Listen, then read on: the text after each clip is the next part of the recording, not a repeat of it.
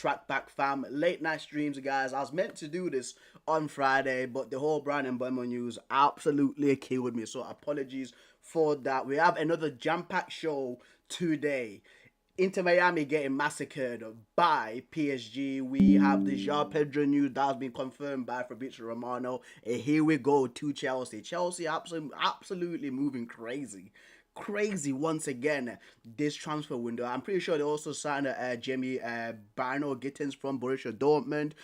We have got top baller reactions, by the way. So if people know top baller reactions, we're of course getting that in. Fabrizio Romano news update regarding Victor Gyökeres, regarding the whole thing with Brown and Boehm, and then after that we're going to be doing social media reactions, guys. So social media reactions is where we just basically peruse around X, Instagram, Facebook, YouTube, and we basically just react to the pictures, funny posts, and of course like if there's like a street beats videos, we'll do that. Dating videos as well. We absolutely do that just for the later part of the stream, because again we genuinely do want to chill. It is Sunday night, so we do want to have some good vibes. So anyway, let's just get started with the first news, the big news so far. Paris Saint-Germain absolutely massacred Inter Miami. If you had seen the first game that Inter Miami played versus Al Ali and the amount of chances that Al Ali basically got, like this victory should not be of a surprise to you. Like PSG just absolutely showed their class, their dominance, bro. There was one part right in the game where like Inter Miami would get the ball and like literally 4 seconds later they'll lose it. Like the pressing that PSG do in football, bro, like it's crazy. You've got about 4 guys just surrounding you. No breathing space, man. And listen, I'm pretty sure it was Hakimi that scored. It was an own goal because I think it was Busquets that actually lost the ball near the 20 30-yard box. Then he gets squared in by Hakimi. That hits some guy called Aviles. It goes in, bro. Such a bummy goal to concede. And then Joao Neves did score 2 goals, right? Like, Paris Saint-Germain are definitely the favourites to win this. I put them with Real Madrid, Man City, and of course PSG, right? And the thing is, too, I've seen some guy the other day on Instagram. I don't know if you guys have seen him or not. He likes doing kick-ups, right? Like he dead football knowledge. Dead football knowledge, bro. His football knowledge is so bad. Basically, when Inter Miami beat Porto, it's like, this is why like the MLS teams are so strong. I was like, Porto are disgrace cheap, bro, because they should not be losing to a team like Inter Miami. Messi or not, dude, Porto should not be losing to them. Yeah, don't get me wrong, like Messi is still freaking a terrific player, right? But it's not the Messi that was at Barcelona Messi, if people know what I mean. And throughout this tournament too, right, guys, I don't know if you guys have caught on to this, but there's been a whole load of Messi glazing, dude. There has been a whole load of Messi glazing throughout this tournament. Oh, it's so fantastic. Yo, if the first touch, like, yeah, there's other players in this tournament. There's actually other players in this tournament as well, no, rather than freaking Lionel Messi. It could be Botafogo versus Palmeiras. The freaking commentator will come out. You know, Messi, bro. If that was Messi, he'll be scoring it like in the top corner. Like, shut up, dude.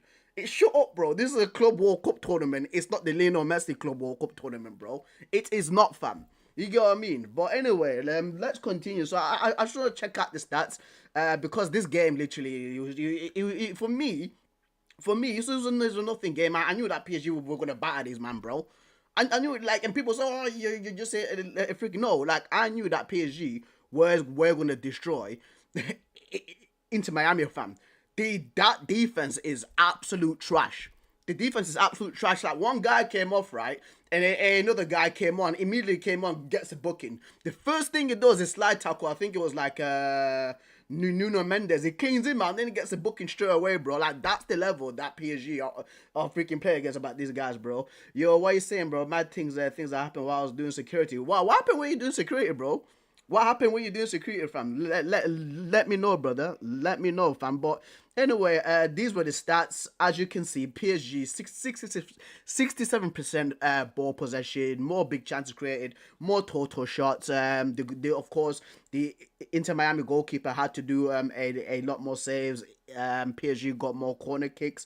Inter Miami did concede more fouls. Look at the passes. Look at the passes, bro. 733 compared to 359. Tackles made, of course, he had to be into Miami because they were trying to get the ball back with the amount of position that PSG had. Free kicks, PSG had 10, while Inter Miami had 9. And, of course, Inter Miami did have more bookings, right? And for me, I think that it generally was like Vitinha and Joao Neves. That were the stand-up players. That's what it is. Like those two were the stand-up players, in my opinion, right? And just before we do move on, guys, let's just check out what fans are saying online, especially on X, before we move on. Because for me, once again, this is a nothing job. A nothing job, a nothing game, bro. Because I literally just seen Herb Jones. That's why I said job, right? But this is a nothing game, in my opinion. Let's go back up. Man said, I'm in tears. Look what G fans brought to the game. Oh my goodness, bro. PSG versus Inter Miami. Ronaldo fans watching PSG absolutely battered the living daylights out of Messi's team, man. Your goal against bro. It's crazy, fam. And how can people say like, oh, like a Messi can still like boss like the Messi can still boss Europe, bro?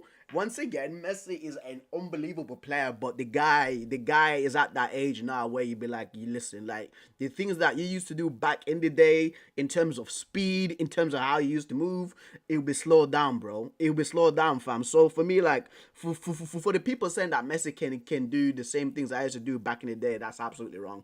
That's absolutely wrong, bro. Like eras come to an end, and I think that Messi's time definitely in Europe is over. Fam, I can't believe that this person said this, fam, and I hold their opinion very very highly. That whoever said this, fam, is crazy.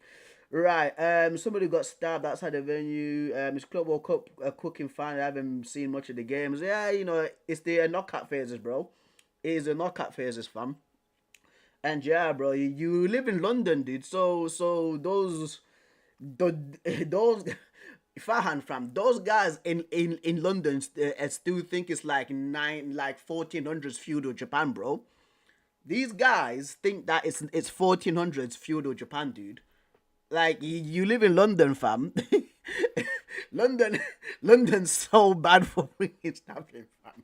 London's so bad for stabbing, dude. Honestly, fam. Like for me, for the guys that hold like those knives, bro. Like, if I was mayor, bro, if I was mayor, fam, send them to a desert, have them eat bread and water, videotape these guys, bro, and make them example, fam. Because stabbing people, bro, like to come and you have to be like you have to be a deranged person to do this, like in my opinion, bro. Being up close and penetrating someone's skin and like, nah, I can't do that, fam. Like people who carry knives, no matter where they are, with them trying to hurt people, like scum, absolute scum. For me, I think if you're carrying a knife and you're going out to hurt somebody, I generally do think that you deserve life in jail.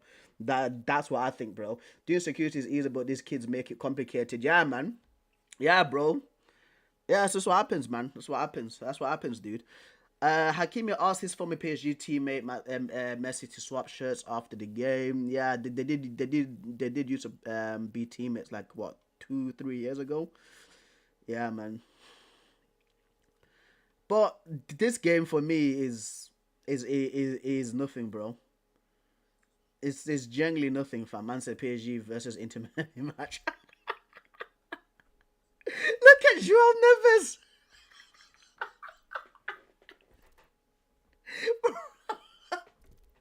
Yo, this AI stuff is so bad, dude. This AI stuff is so terrible, bro. Joao Neves in this, bro. Even Bradley Barcola as well looks so bad. Bradley Barcola as well. looks terrible, bro. Look at him. Look at him, dude. I, let's see with the long hair, bro. What on earth, man? What on earth, dude? What an absolute earth, man. Barca fans watching Messi get thrashed by PSG. Yeah, bro.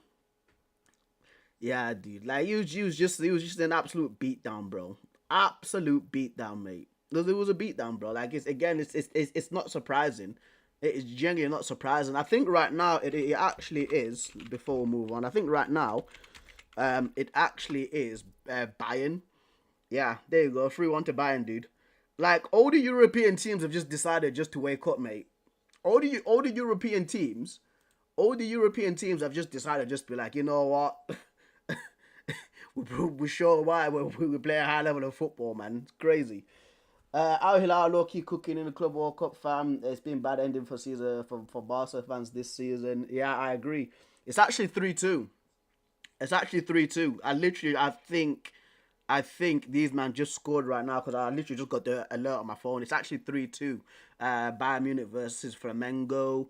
Is there a game today? I don't think there's a game today. It's Inter Fluminense tomorrow and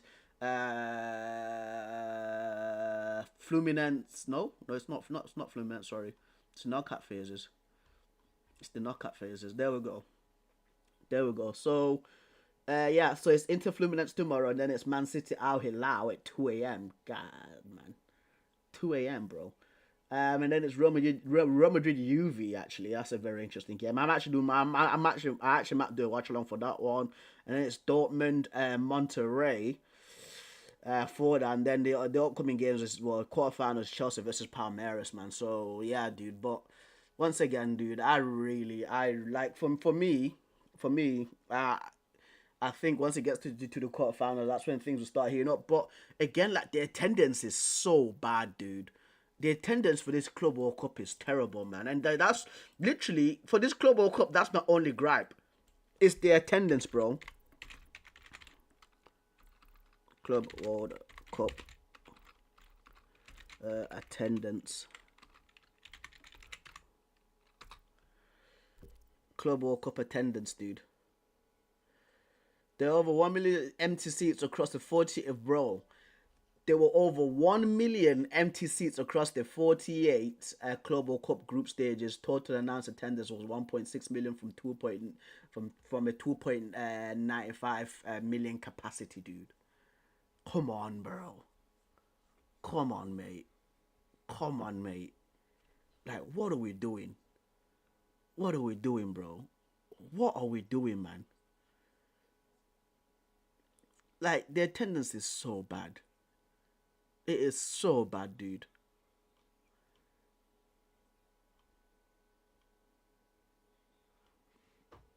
Look at this. This is at the Mercedes-Benz Stadium as well.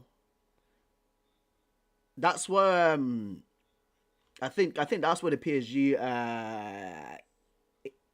Inter Miami game was played, actually. The Mercedes-Benz Stadium in Atlanta, Georgia. Oh, mate. Yeah, this is crazy. Funny thing is, yeah, absolutely crazy, bro. But anyway, we'll move on, man. We'll move on to more pressing news, bro. We'll move on to more pressing news, fam, regarding Chelsea and Joao Pedro. So this afternoon, Fabrizio Romano came out, right, with a bomber, fam, regarding Joao Pedro to Chelsea, and it states: breaking, Joao Pedro to Chelsea, here we go, agreement done, club to club for fee in excess of £50 million. Joao will travel on Tuesday for medical tests and contract signing, ready for Club World Cup, right? And for the people that don't know Joao Pedro, because I do have a lot of foreign fans who rarely watch the Premier League. Joao Pedro is a striker for Brighton. So here is his bio. Shout out to Transfer Market for always providing this, bro. Transfer Market's so good. So in the Premier League last season, had 27 appearances, 10 goals, 6 assists, 4 yellows, no second yellows, and 1 red card. And he can either play full on striker, centre forward, or sometimes can play on the left side. He is 23 years old. He's roughly around what, 6 foot, 5'10", 6 foot. Um, from Brazil. And if we check out his full stats here, guys, so his full stats, he only played in the Premier League and the FA Cup. So in the amount of games I played was 30. Got 10 goals and had 7 assists in all competitions. So that's 17 goal involvements in the 30 games. Of course, he's going to be playing more games for Chelsea just because Chelsea are in the Champions League. Of course, they're still they're going to be in the Carabao Cup. They're going to be in the FA Cup, and they're going to be of course playing in the Premier League. So he's going to have to be worrying about 4 competitions rather than 2, right? And Marcelo says, "Hi guys, what's going on, bro? What is going on, Marcelo fam? What is going on, bro? I hope you're happy that Flamengo's losing, but they're almost going to pull it back. It's 3-2 at the moment. They've just literally recently scored, right? So I've actually gone and compared Joao Pedro once again, because once there is news that a player is either being linked with a certain club or they are going somewhere, I always have to compare them with the players that they might be replacing, or players that they will be fighting for a spot for in that certain team, or other players across the league that they're playing in, right? So I've compared Joao Pedro to the Chelsea, or to Liam Delap, who's Chelsea's striker that they also brought in like a few weeks ago, and Nicholas Jackson, Chelsea's current striker, for me, who I think is absolute cheeks. I think the guy stinks. I think that Chelsea should get rid of him as quickly as possible, in my opinion, guys. Because the guy, from every single time when I see Nicholas Jackson playing football for Chelsea, he's always hindering them, bro, or like getting a red card, dude. Like for nonsensical things. I think he got the red card at St James's Park when Chelsea were trying to chase the Champions League spots. Unnecessary red card, and then there was another unnecessary red card as well that he got like a few weeks ago. I think in the Club World Cup. I think it was in the Club World Cup. I think it was against Flamengo actually, who are losing 3-2 to Bayern Munich right now. So here are all the stats, and of course I have tailored these stats for like attackers, not like defenders, because different positions. You know what I mean? So games. Liam Delap actually played the most games out of all of them. Got the most minutes, and he did. I think the shot accuracy is almost kind of similar.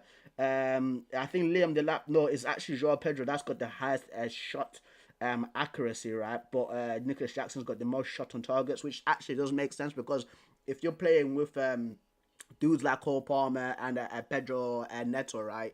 Listen, you are bound to get chances, dude. You are bound to get chances.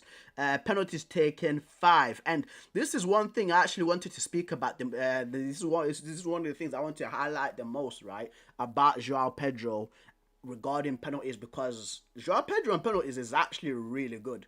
He's actually really good, bro. For me, I think he's one of like, he's definitely like top 3 best penalty takers in the Premier League when you compare him to like Salah or even like Cole Palmer, his future teammate, right? So like, I wonder what's gonna happen at Chelsea. Is Cole Palmer gonna be the primary penalty taker, or is it gonna be Joao Pedro? Because both of them are cool, man. Both of them are genuinely cool, calm, and collected too. So, I mean, let's see. Actually, I want to see how many penalty goals. How many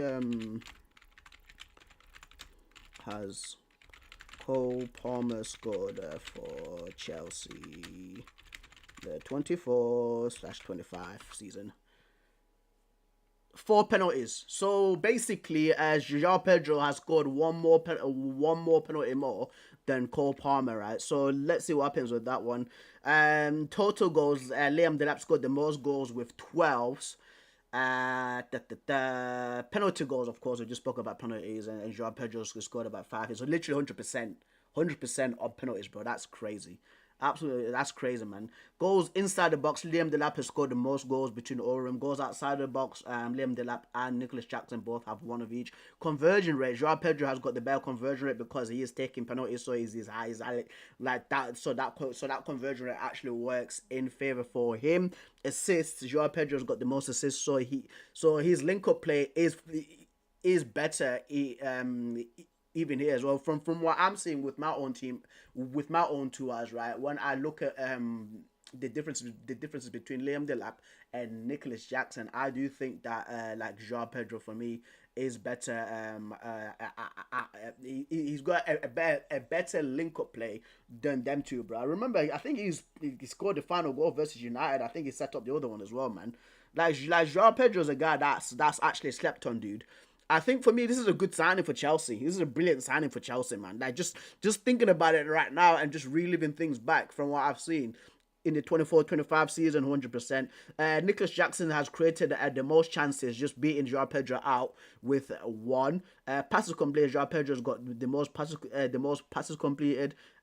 He has no, it's actually Nicholas Jackson with the higher pass accuracy, while Joao Pedro's got the most long passes completed, and then long pass accuracy, that's going to be on Nicholas Jackson's side. Crossing as well on Nicholas Jackson. Layuffs completed on Nicholas Jackson's side. Liam Delap with the most complete take-ons. Aerial duels, Liam Delap is the better guy on that one, which I'd suggest because I'd suspect because he's the taller guy. Interceptions, Joao Pedro has 9. And that works really well because if a team's playing like a high press, like Joao Pedro can snuff out where the defenders are going to make their passes so they can win the ball up a little bit up higher on the pitch. Yellow cards, Joao Pedro has more yellows. No, it's actually Nicholas Jackson. No, it's not. It's Liam Delap. It's Liam Delap with 12 yellow cards.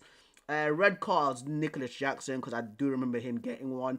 Ball recoveries, that's going to be Liam Delap. And then, of course, on offsides, Joao Pedro has less offsides. And then Nicholas Jackson has more touches in the opposition box. Right, so if we go on his heat map, guys, because this is where he's going to show where the majority of players like to be on the pitch, especially when it's a striker. He likes floating out on the left and then cutting in. In the box, he's not usually as active in the box as like a Liam Delap, if you get what I mean, because Liam Delap's heat map it's roughly around here where it's generally red, and he's a through and through poacher. While Joao Pedro as well, again, like guys, he just looking at this heat map right there, it looks like he likes actually floating in, and then letting other guys run in behind him too. So when you look at your Yankuba Mintes, your Karu Mitomas, right, like they're running in behind him, and then he can actually lay them off as well. So that I'm pretty sure that explains the 16 assists. And if we look at the touches as well, so if you go up back here and look at their touches, so the touches, as you can see, is literally right there. And I wanted to see his pass pattern as well. His pass map, is he going to show it? Is it going to show it? Let's see. Passes, open play, passes. Well, it's never going to take it out. It's never going to take it out. I just want to look at one game. I'm going to look at the game that he played against Chelsea, if he actually did.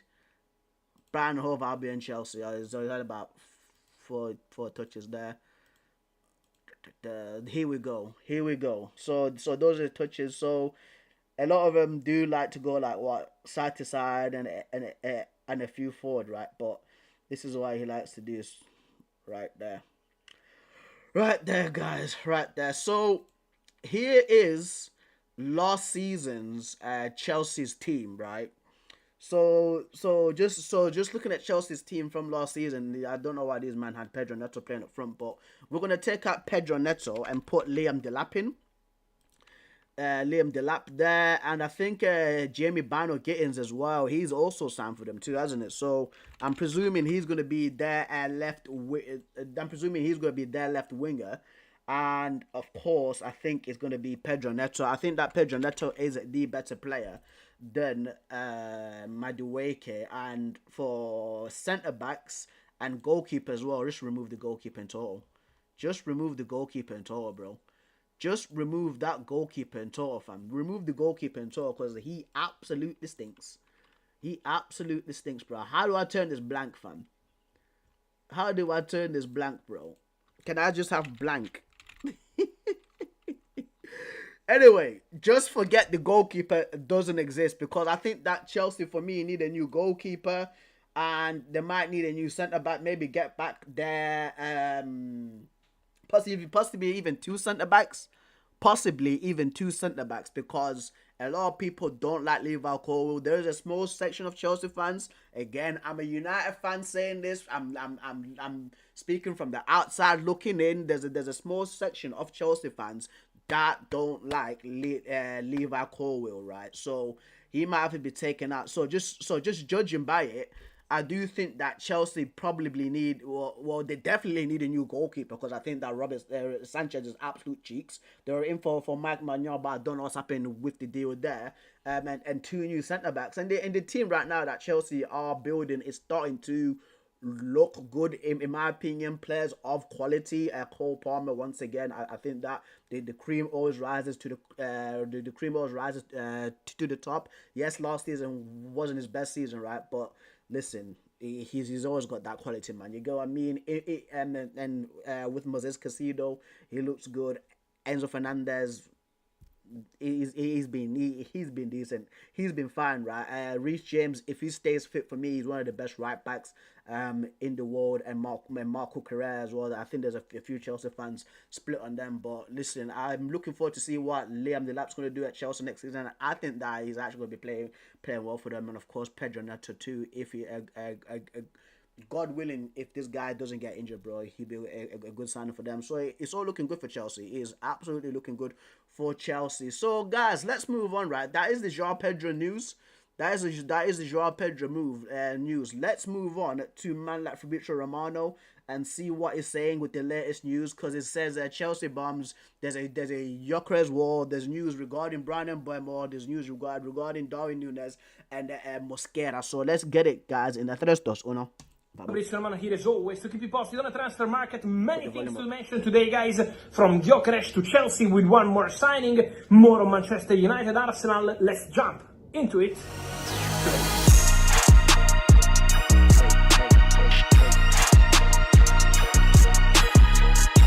And so guys, always movements, even on a Sunday. We're always here on the YouTube channel. Let me start with Sunderland today, because after the exclusive story on Habib Diarra, an excellent signing, a club record signing, over £30 million for the midfielder joining from Strasbourg, who was wanted by Leeds and clubs also in Germany, going to Sunderland. Now Sunderland closed one more deal, and this one more international player is Reinildo, the left back from Atletico Madrid.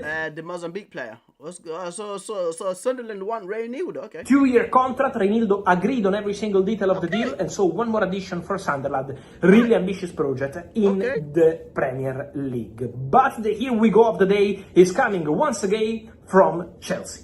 Yes, because I told you in a video last night, Jamie Banner-Gittens is done. Jamie Banner-Gittens is here we go. But now Chelsea will focus and go very strong for Joao Pedro. Well, that was 100% the point, because Chelsea have signed also Joao Pedro, in this case from Brighton. It's crazy how like Chelsea can just get a deal done that quickly, right? Like in a space of a few hours, rather than Man United.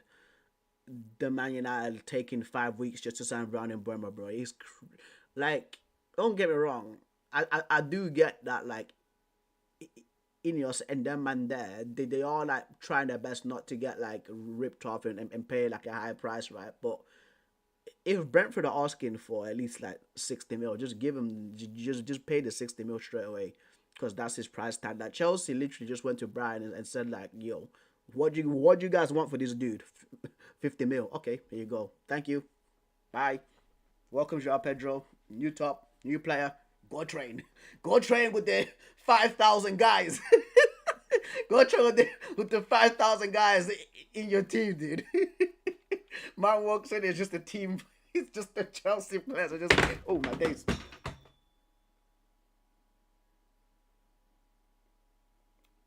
Anyway, man walks in, and there's about 50,000 Chelsea players in the changing room, bro. Crazy. And it's a here we go. The deal is done. Agreed for £55 million plus 5 in add-ons. This is the final transfer fee for Joao Pedro to join Chelsea. So the agreement is completed, is done club to club. Brighton have accepted the proposal after they rejected the proposal from Newcastle a few days ago. Newcastle were pushing on both club and player side, but then Chelsea arrived. Chelsea got the green light from the player. Joao Pedro strongly wanted to go to Chelsea. Joao Pedro said yes to the project, yes to the vision of Chelsea, 7-year contract till 2032. So Joao Pedro won. Newcastle will figure out how to blame this on Man United, bro.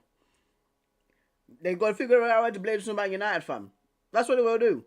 Like, Joao Pedro didn't come to us because of Man United. They like Man United was somehow involved in this, bro. No, it's just because he wanted to go to Chelsea. We've got a big heritage than you guys, bro. Wanted Chelsea, and now the agreement, the deal is done, completed, with the player set for medical tests in Brazil, with people from Chelsea staff traveling to Brazil for the medical, and then Joao Pedro will travel to the US. So Jamie Gittens will not play the Club World Cup with Chelsea because it's not possible. He's already there with Borussia Dortmund. He's already registered with Borussia Dortmund for that competition, so he's not going to be part of the Chelsea squad. But for Joao Pedro, with Brighton not being part of the Club World Cup, this is going to be possible. So Joao Pedro will undergo the medical in the next hours. Mid-tournament? Mid-tournament? No way, bro. As if this Club World Cup is an absolute sham, guys. I ain't gonna lie, dude. I ain't gonna lie, bro. This Club World Cup is an absolute disgrace, man. How can my man, right? Literally, today is the 29th of June, right? 2025. Chelsea, this morning, they got a here we go on Joao Pedro.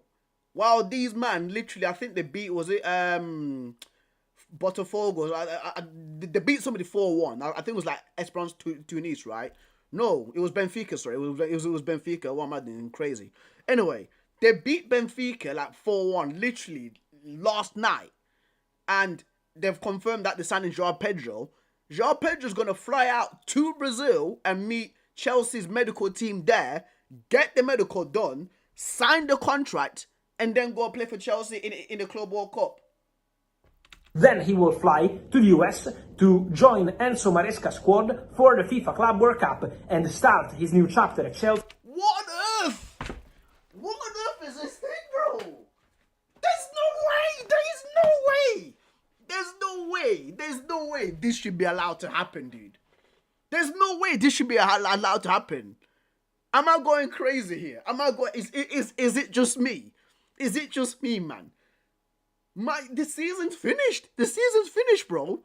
There was a Club World Cup window. There was literally at the start of June. There was a Club World Cup window for the Mandem to sign these players, right? For them to actually play in the Club World Cup. And you've got Joao Pedro flying out.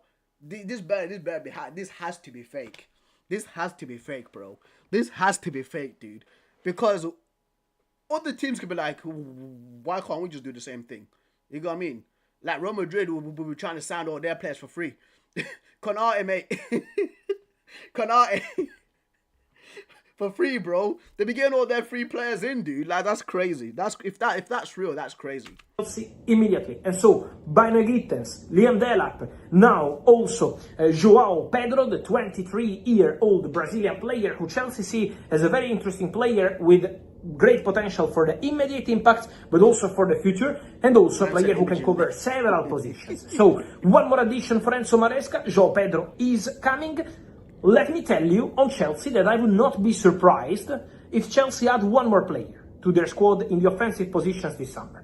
I would not be surprised at all because Chelsea are still looking at options for the attacking positions. Let's see what's going to happen with some potential outgoing. So we still have to keep an eye on Chelsea because yes, they signed Delap, Gittens and Joao Pedro, but I would not be surprised if they decide to add one more from now to the end of August. So let's follow the situation, but Chelsea will be active again on the market. Okay. Who is active is Manchester United, and on Bryan Mbeumo, guys, I keep receiving many questions. I can tell you that today, even if it's Sunday, the contacts continue, even today, between Manchester United and Brentford. So constant contacts between the two clubs to reach an agreement for Bryan Mbeumo. There is still no here we go, but Man United keep working on that. Man United keep advancing. Man United keep their confidence and their optimism to make the deal happen. So Manchester United are going very strong for Bryan Mbeumo, and now the feeling is quite positive on that one once again. So don't forget the Bryan Mbeumo deal for the next days, for the next week also, because Man United will be pushing and pushing again to get it over the line, and so the here we go is still a strong possibility for Bryan Mbeumo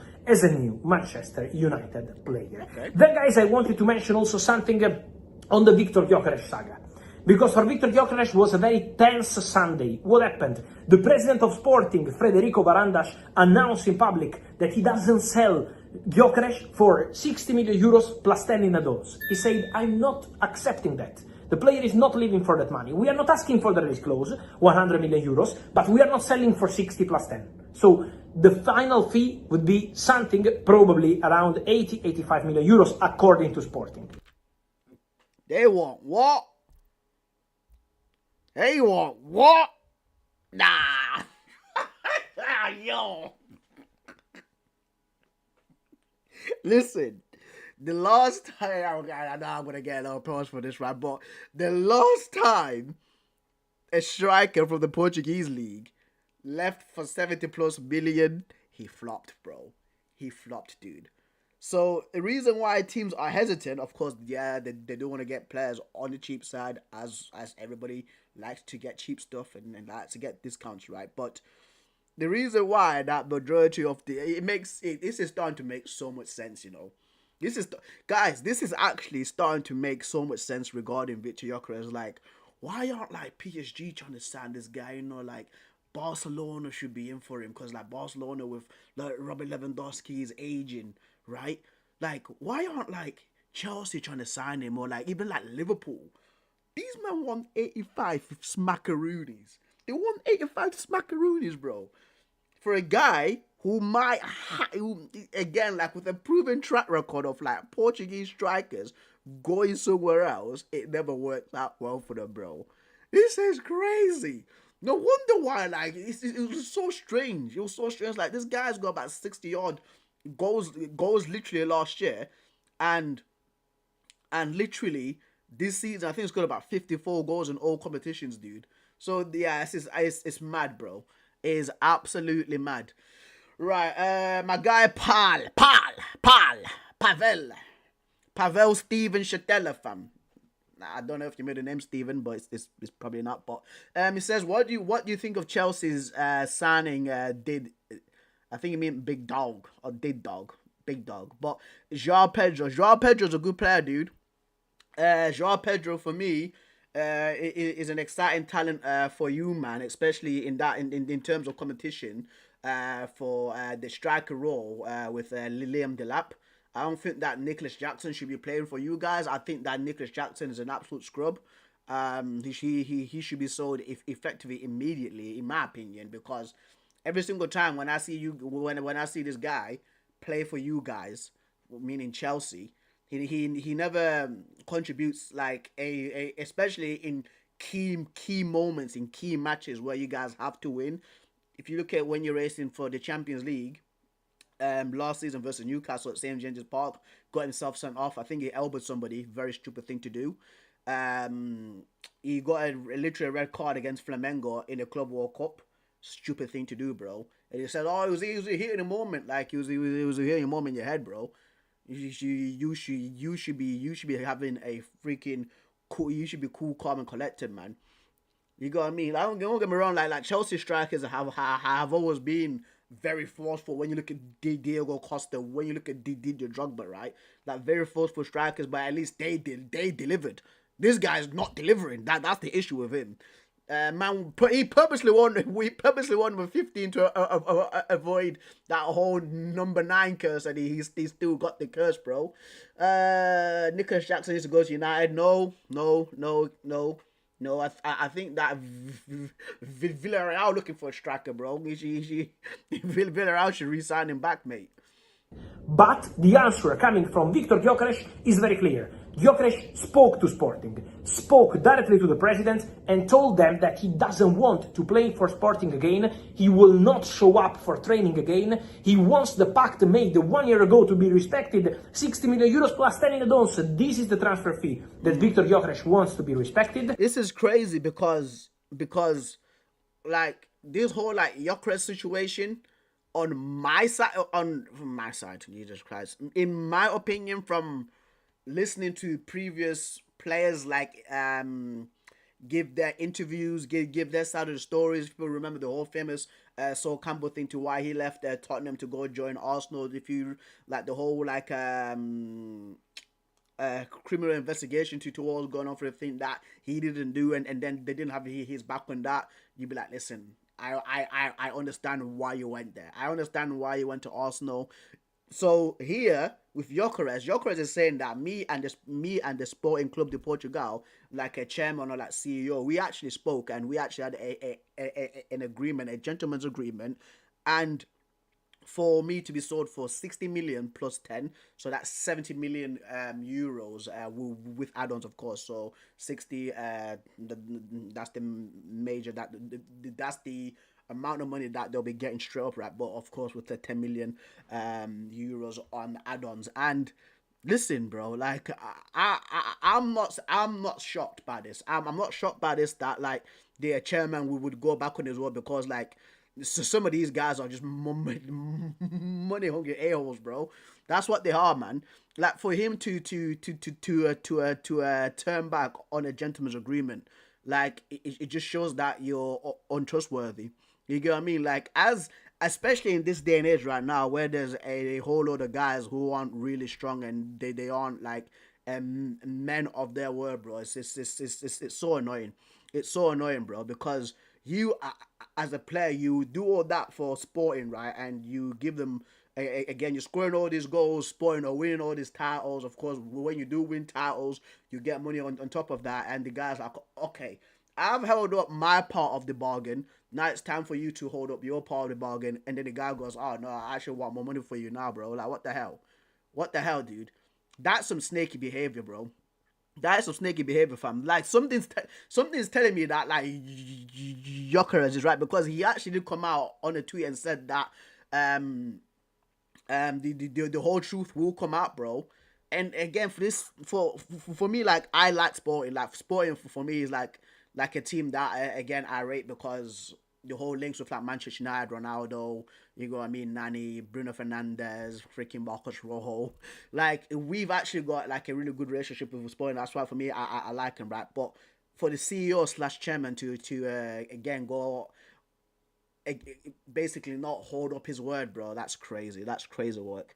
Why would anyone come to United, really, besides the name? They aren't playing for anything. I know, man. I know, dude. It's crazy. It's Paul, don't you find it funny how we're like, listen, bro. Don't you find it funny how we're still able to attract players, fam?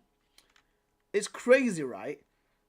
Players are actually choosing to come to 15th place Man United. That's mental, bro. That right there is crazy, Paul. It is crazy, isn't it? It is. It's absolutely crazy. It's absolutely crazy. It's absolutely crazy. It still shows that Unk still got it. Man, Unk still got it, bro. Unk still got it, fam. Unk is still got it, bro. Oh my days, dude. It's just the name and the history. Hey. Listen, we may be chicks, but we're still winning stuff, bro. Even though we didn't win anything this summer. This summer, bro. Because it's not like a nice and warm place or anything, fam. That's it, bro. That's it, fam. That is it, bro. If you're a professional football player, you want to play for the biggest teams in the world, and Man United apparently still one of them. So yeah, man, Unk still got it, bro. And so at the moment, Gyökeres has no intention to show up for training anymore, no intention to change his relationship with Sporting. He feels betrayed. He feels sad about the situation. Yeah, no, bro, like, honestly, for a guy to turn for like the Sporting and listen, right, like, there's gonna be Sporting fans out there like who say you don't know anything, this and that, but from the outside looking in, and again, like, the way that, for the things that Gyökeres has done for Sporting, again, with the amount of crazy goals that he's scored, that ridiculous freaking goal tally he had last season, right? Like, you be thinking to yourself, like, listen, I've done my part. Please let me go for the price that we agreed for. And then this guy's out here snaking him, bro. That's crazy. That's crazy work. That is crazy work. And so now it's on Sporting and Gyökeres to find a solution, with the player giving priority to Arsenal, with Man United still looking at the situation, more clubs attentive to Victor Gyökeres' case, but the price is the crucial part, and Sporting remain on their position, but now big fireback from the player and his camp. So let's follow the Gyökeres situation because it's getting really tense between Gyökeres and Sporting once again. Then guys, we said Arsenal. On Arsenal opening proposal for Christian Mosquera, 14 million euros was rejected. Arsenal will return to the table. They hope, as I told you in a video a few days ago, to get the 14 million euros is kind of a slap in the face though for one of Valencia's best defenders, bro. 40 million is a slap in the face, dude. Come on, man. deal done for this Spanish defender for something around 20-25 million euros. Yeah. So this 40 could be mil is an absolute slap in the face, bro. Who does Berta think he is, man? Who does Berta think he is, dude? That's crazy. final transfer fee, let's say in excess of 20 million euros to get Christian Mosquera, who is out of contract in 1 year at Valencia, who is not extending the contract, and who said Okay, 40 million does kind of make sense. yes to contract terms offered by Arsenal. So the proposal is on the table from Arsenal, the contract is on the table, and Mosquera already said yes to Arsenal, to Mikel Arteta, to Andrea Berta, to all people at the club, because he wants to go to Premier League and he wants to go to Arsenal. Now, club to club, they are discussing, they are negotiating, no agreement on 14-15 million euros, but Arsenal will be back to the table. So I expect Arsenal to go very strong on this one once again. So the center defender they want is Christian Mosquera. Don't forget that Thomas Partey tomorrow is spending his last day as Arsenal player, and then next week we expect Arsenal to complete formally, because it's already here we go, Martin Zubimendi as new midfielder, Kepa as new backup goalkeeper, and Christian Norgard from Brentford as new. Yeah, because that's for the new financial year for football. July 1st is the new financial year, so that is in where's my time? Where's my time, bro? That's literally on Tuesday. So on Tuesday, guys, if you're wondering why the majority of your teams have not confirmed players yet, it's just because of the whole financial thing, bro. Like it's basically the way into the 1st of July, and then they can carry over to the freaking next year, bro. That's why it's not done anytime before then, because if they're done it like literally right now and confirmed it, then of course like PSR will be looking mad. What do you think about Paul Pogba? Pogba, I'm happy for him, man. I'm happy for Paul Pogba, dude. In his signing, he already did throwing up gang signs. Did he? Why don't I believe you, fam? Because this is the thing that we used to do, bro. I'll get to Paul Pogba in a second. New midfielder. So Arsenal will be busy with the formal steps of these deals. Already here we go in the next days. I also wanted to clarify something, guys, on Darwin Núñez, as I'm getting many questions. Napoli interest remains. He remains the priority target for Napoli. But meanwhile, Napoli are also advancing and working on a deal for Italian striker Lorenzo Luca from Udinese. Why? Because Napoli at the moment still want Darwin Núñez, but feel that the transfer fee is too high. Liverpool want more than 65 million euros, probably in excess of 70 million euros for Darwin Núñez. And at the moment, Napoli believe that the numbers of this deal are excessive, are too expensive. This is why at the moment there is still no green light. Napoli are still working on the deal. So let's see what's going to happen there with Núñez, because for sure Napoli remain in conversations. But meanwhile, they have the other option, Lorenzo Luca, still in their hands in case they can't get Darwin Núñez. So let's follow the situation, but for sure the future of Darwin is another interesting topic of this summer window. And so guys, let me know your thoughts on all these stories from Chelsea additions, Bino Gittens, Joao Pedro. What's your opinion on those signings? And then Gyökeres, where do you expect him to end up? And then Beumo, Mosquera, Núñez and all the rest. Guys, let me know your opinion here in comments, like this video, turn on the notification bell, subscribe to the channel. See you soon. Brilliant. Absolutely brilliant. Romano cooking, fam. Fabrizio Romano cooking. So Paul was on about this. So Paul says to me, what you think about Paul Pogba? In his signing video, he already started dancing and throwing up gangsters. You're an idiot, bro. Because this is the thing that this is what me and him used to do. If we went to a European city center or something like that, we'd throw up gang signs just for fun and just weird out people, right? But Paul Pogba, for me, I'm really happy that he's playing football once again, dude. I've come out and spoke about this agnosium that, like, at United, I think partially we wasted his career. And yes, of course, he did have a lot of injuries. He did have a lot of injuries in some games where he could have actually been better, right? But if you look at the players we surrounded Paul Pogba with, especially in midfield, like McTominay and Fred, guys who went up to scratch, and it's not even, it's not the United fans' fault, because he said like some Man United fans don't know about football, which kind of is true, right? But a load of Man United fans where we were actually saying you need to sign this player to build, we like around 2018-19 season, we need to build around Paul Pogba, because he's our best player. Please bring in another midfielder to help him out. Please bring in a DM to help him out, because a lot of managers, they were playing him out of position. They were playing him DM, right? But when you're looking for France, when he's going and N'Golo Kante covering every single blade of grass around him, right? Tackling people, winning the ball back and giving to Paul Pogba. Paul Pogba on the ball is absolutely ridiculous. There's that assist floating around where I think it was against like Cameroon or like Senegal, where he does like a La Croqueta, takes to his right foot, swings the ball to Giroud, and then of course Giroud does score. Unreal shooting outside the box for me. One of the most accurate players I've seen shoot outside the box. The strength that he has, tidy footwork, right? Like Paul Pogba, she should have been an absolute icon in football. He should have been up there, right, with your Toni Krooses, with your Andrea Pirlos, with your Patrick Vieira's. That's how good Paul Pogba is. And people are saying that he's a failed wonder kid.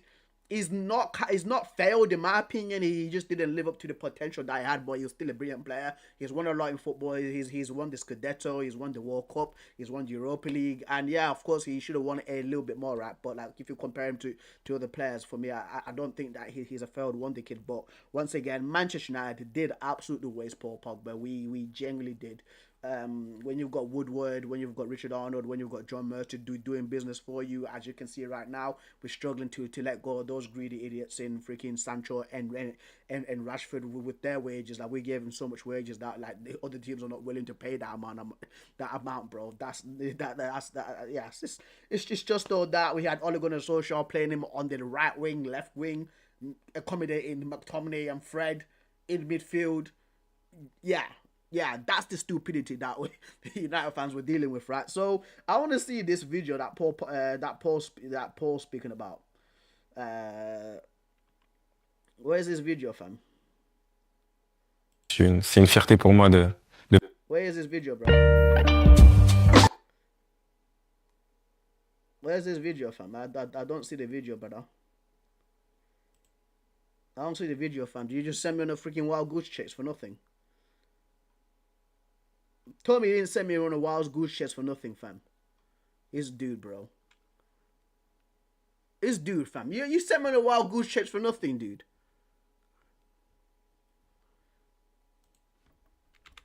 I swear to God, Paul, bro. If he's this guy, bro.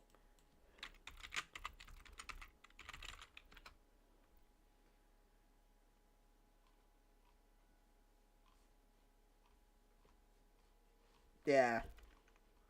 You're not even doing that. You're an idiot, Paul, bro. You're an absolute idiot, fam. This guy, dude, send me in a wild goose chase for nothing. But shout out to man like Paul Pogba, bro. Welcome back to football. You're an absolute G. You're an absolute don. As you can tell with other players reacting to the news that Paul Pogba's back, you're loved, mate. You're absolutely loved, right? But anyway, I think that's it for the football news, isn't it? I think that is it for the football news, guys. So let's do top baller. So we're gonna do top baller reactions, guys. So for the people that don't know top baller, just think of it as like a destroyings. If the YouTuber destroying where he does the American football 101s where it's the defensive back versus a wide receiver and then they have to stop him. This is basically the equivalent of like that, but in real football, not hand egg, fam, real football, right, where it's basically either street ballers or even sometimes professional football players playing one-on-one against each other, or yeah, basically, you know, you see the premise and scale. Let's go, bro. Let's go, fam. Top baller. 3-3. What a comeback. S5 and 5. Guru and a superstar. That's what I love to hear, my bro. You played in 2 tournaments so far. This is your 3rd one today. The 2nd time, you went out in the semi-finals, didn't you? And I saw you were very upset about that. What do you think you're going to do different today to take you through to that final? I'm just going to, don't even know, you know, this is my defending. It's part of my defending. And that's it, really. All right, say no more. That was the reason you didn't make it the last time. So, but I know you're a serious guy. You don't say things when you don't mean them. So I know you upped it for today. Good luck, my bro. Do your thing. Tell these guys how you got selected for this. Tell them. Through the what? Through the what? I genuinely thought that said Tosser United for a second there, bro. I genuinely thought that the top there said Tosser United, bro. I was like, come on, man. Through the Tonsa app, guys. So make sure you jump on that app. You can put all your highlights on there, all your statistics, and then you might even get selected for situations like this. Good luck today, my guys. I hope you guys do your thing. I remember you, bro. Let's get it cracking, man. Let's get it cracking. Well, as you can see, he's got a Tonsa kit on today. And there's some guys that ain't got a Tonsa kit on today, but we're not picking sides out here. These are just guys that applied through the Tonsa app and got handpicked, so they're wearing the kit just to show how they got in here today. We're not picking no one. I don't care. Well done, you got the ball. You got the ball, you're good. You're all right, well done. Take it on the chin. 2-1. Look at his legs. That's it. Oh, that's a good finish. Oh! 2-1. That's a good finish. That's a good finish. Hey, What's going on, Valentino fam? What is going on, lad? What is going on, bro? 2 points. 1-1. Come on. Oh, that's it.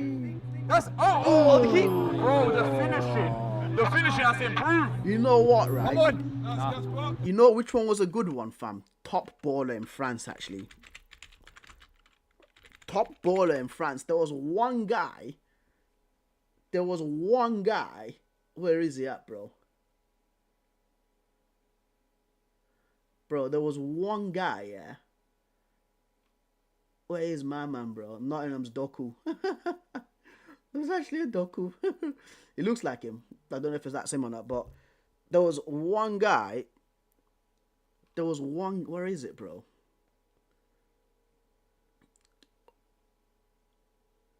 Fam. Let's do that one. There was one dude that killed Paris, the city that turns popular dreams into reality. Let's go. 3, 2, 1 point. 1 point. Yeah. Because, like, listen, I've got guys. The best football players I've played with were French, bro. Like Mohammed. Oh my days, dude. Momo, we called him, bro. Crazy guy, dude. 1 point. 1 point for you. Oh, there. Big save. Let's go. Bro did 2 World Cup watch-alongs and called it quits. I said that I'm gonna actually I didn't call it quits. I said that I was gonna wait until it's like the knockout stages. I said I was gonna wait until the knockout stages, bro. Don't try to catch me out with this, bro. Do not try to catch me out with this, fam. I said I was gonna wait. I said I was gonna wait until the knockout stages. But this stadium's still empty though. The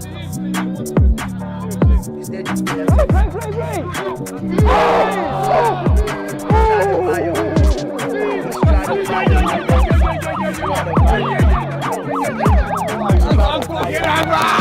Second play, are you back? Let's go! You got it. Let's go.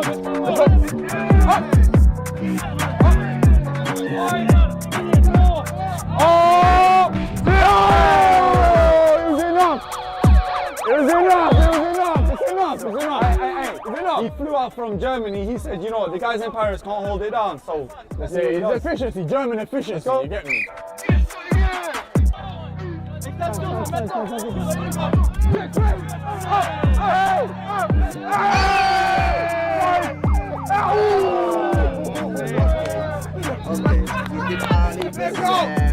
Yeah, I did.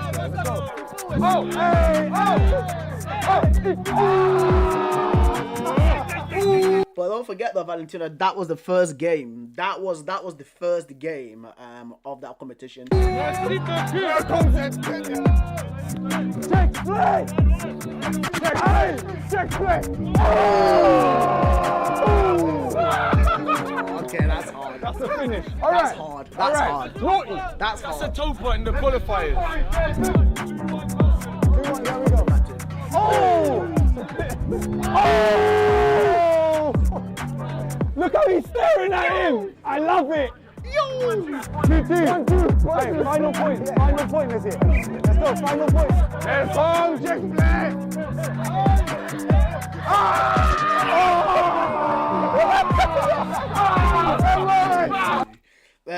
Sancho the cook. He actually would as well. Let him know he's still in. Sancho would actually would cook.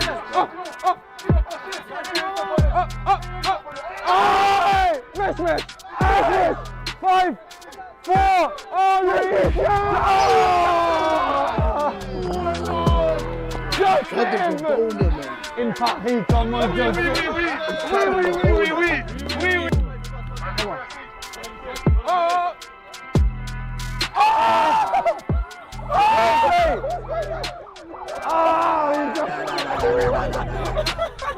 You got too excited. Hey! Where? Tonto! Tonto! Hey! Tonto!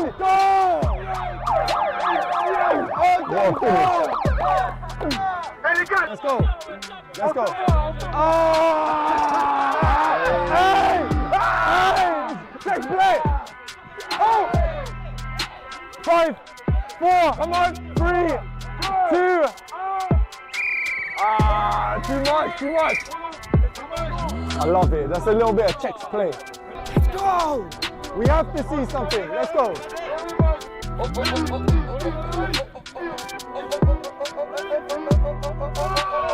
Let's go! Good job. All right. He's got time. You got to focus on the game. Oh, the eyeballs! He's watching. 5, 4, 3, 2, 1. Same team. This is her next guy, you know. This guy's her next guy. When you back on third! West! Let's try it. He's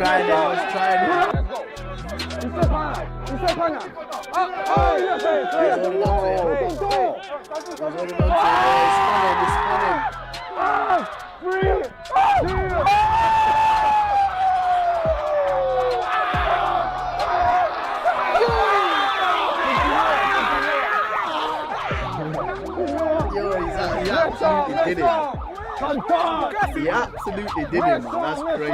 What he said, whatever he said. Let's go. Johan, what you got? True. He made it look. He made it look easy. He told me he hit us up in the DM 24 hours ago and said, yo, I'll play pro in Belgium, let me come through. Say no more. Came from Denmark, he says I'm gonna win this. Let's see what happens. Belgium just to give him smoke. He's ready, United. Come on, man. On y va! Well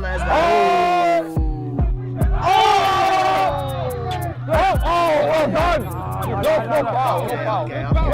Wait. I say that. You went to United from that. Do not disgrace us. Yarian! Kevin De Bruyne!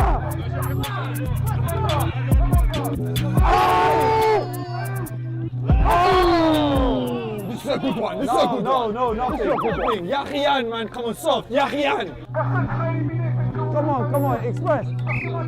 Give me some checks, elimination. Oh, stop, well done, Samir. Good defending. You can see what he's trying to do. Leave it. Well done, Okay, step Samir. Keep up! Good save. Stick with your man! You guys are stopping.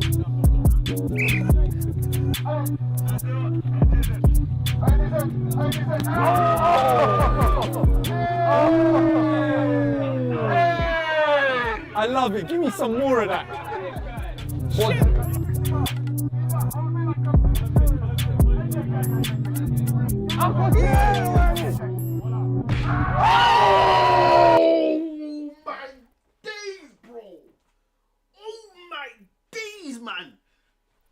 Oh my days, bro.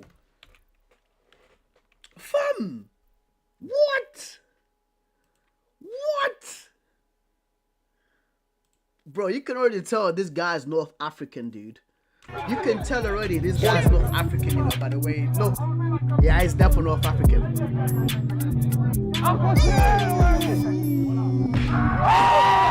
Oh. Top corner finish. Rabona top corner finish,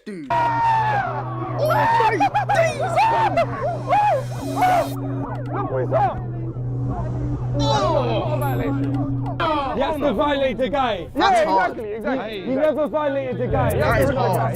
Let's go. Come on. He's trying to get his own back. He's trying to get his own back.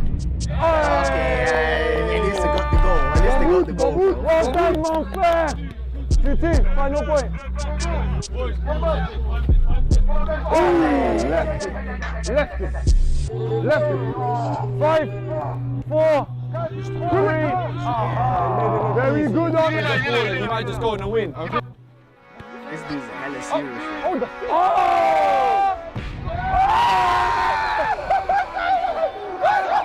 That's a violation.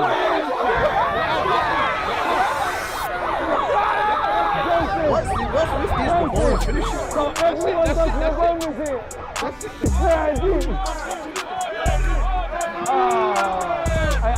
Be careful. Let's go, Chile. Les lunettes.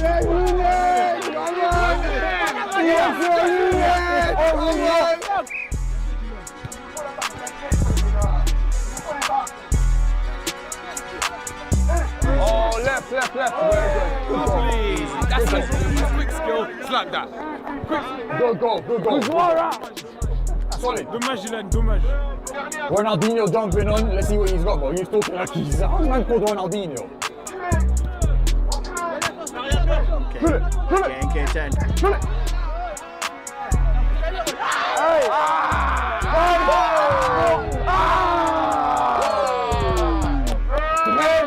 Très bien.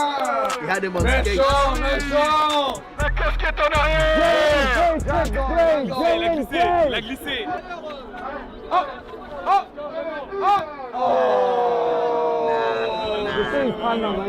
Ronaldinho.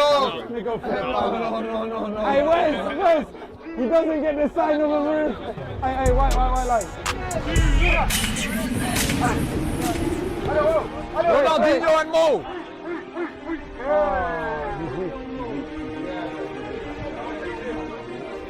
Ronaldinho. Come on. Hey. Sadio. 4, 3, 2, 1. He's done the knee.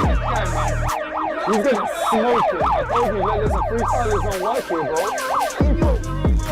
2-0 Mo. You have to score on your own. Monsieur you.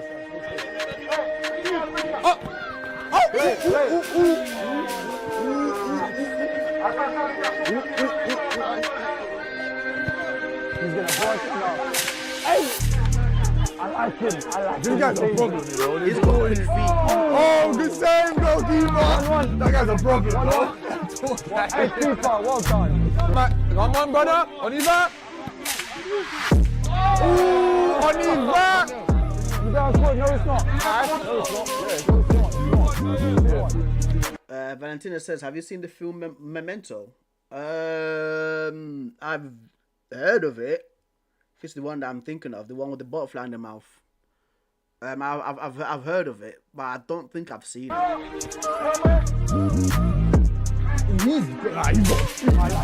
like it. Beaucoup de pieds, man. Keep on.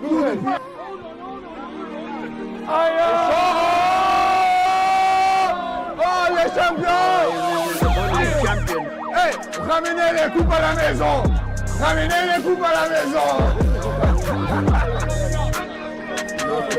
That's the first time he's won it. Let's go. Let's see. Oh!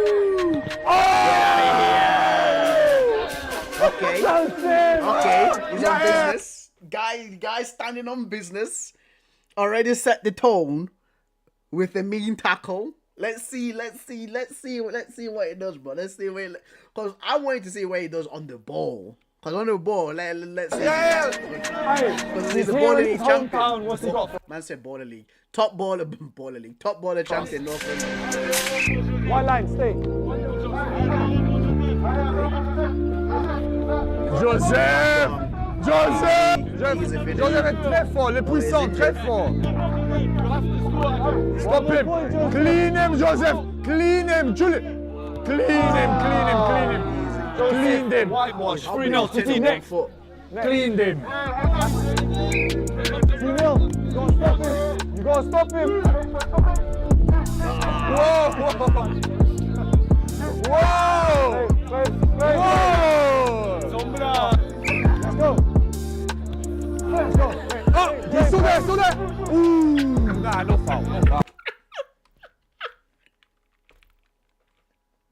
Yo!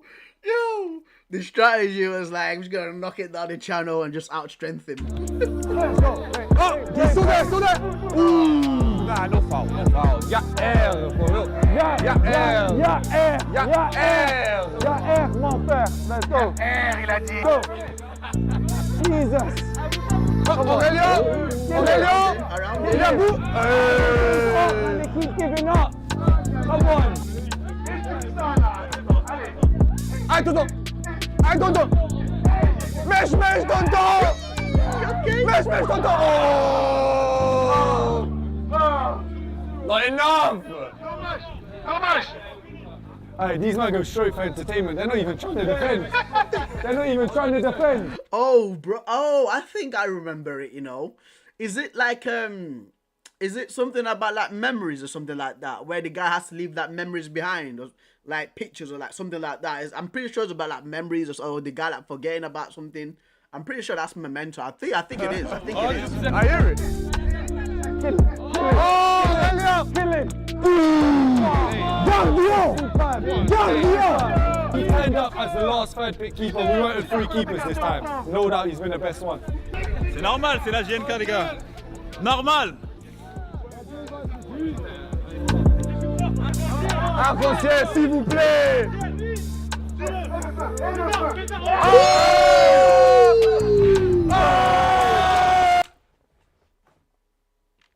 Okay.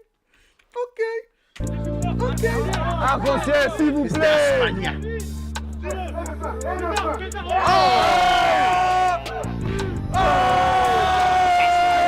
That's nice. Hey, That is send nice. this clock back to That is Italy, nice. man. No, Bologna, That is Milan, no, Florence. That is nice, dude.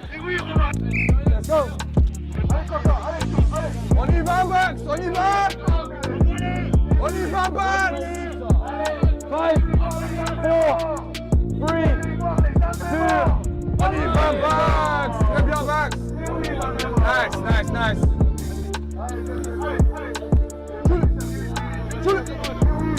Allez, les Blues. Oh, Max, get the fuck out of here. Right, Valentino goes, yeah, memory loss. He's trying to find the killer of his wife by having while having amnesia. And see, bro, Valentino, bro, Valentino, fam. Listen, bro. My memory, bro, like it was to speak about memory and freaking amnesia right now, right? But for me to even pluck out that, because like I do remember like the title, like Memento. Right, but Memento could be a film talking about a whole range of things, right, dude? And I literally like had to pull that out of nowhere to get that back in my head, dude, and remember that, fam, about that film. Because I was like, the name does ring a bell. The name does ring a bell, but I'm trying to remember like the certain details I can remember about the film, because it was about like memory loss or something like that, right? And for me to even remember that, dude, and it's been years, bro. I'll even say I was like 16 years old. That's 14 years ago, bro. For me to even like remember that, dude. For me to even remember, like, my memory is incredible, dude. I ain't gonna lie, bro. I love my memory, bro. Because, again, people will argue it's a photographic memory. People will argue it's an eidetic memory. But my memory, dude, is OP, fam. I genuinely do think of it as like a superpower. Bro. I genuinely do think of my memory as like a freaking superpower, dude. Like, the other day, literally, I woke up around like 9 or 10 a.m., right? Junior, I woke up 2 minutes before Junior calls me, and Junior calls me and it's like, oh, Preston, what was that old address for Mike again? Like, I just can't remember it. I was like, oh, it's, it's like, how do you remember that? Like, how do you remember that, bro? Like, your memory is actually, like, insane, you know? I was like, bro, I know, dude. Like, just 2 minutes before waking up, I plucked out like that. Crazy. It may sound like I'm glazing myself. Actually. When you put it that way, yeah. It may sound like I'm glazing myself, but like my memory is crazy, dude. Like even just remembering like random like vehicle registration plates, even like at work, is like, how do you know that? I was like, yeah. Let's go. 2-1, come on. Finish it. Max, 2 Max. Oh! Not violently. You done it. I confirm with the listen, I'm waiting for you. Let's go. Come on. Give us something, make it special. Come on. Ay. Okay. Tamo junto. Ai! This beat. Oh my God! Did he mean to do that touch? Yeah, I don't know if he meant it, but he held it down. He adapted to that touch, 100%. He came from Denmark. The boy from Denmark. 5, 4. Okay. Il a 15 ans. Let's go, play. Oh, tried it. Oh!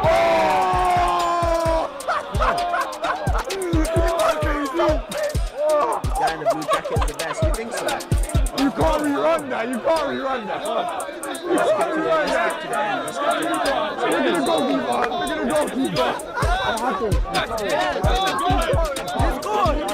We'll do about 10 minutes. Oh! 4-3. Remontada, Belek. Let's go.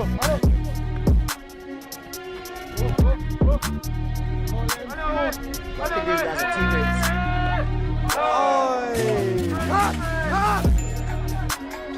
That's a great tackle. Came back from it from 4-1 to 4-4. That's a bad boy. You're okay. Let's go. You're okay. Welcome to the Premier League. You live. Paname. On est en Paname maintenant. Let's go.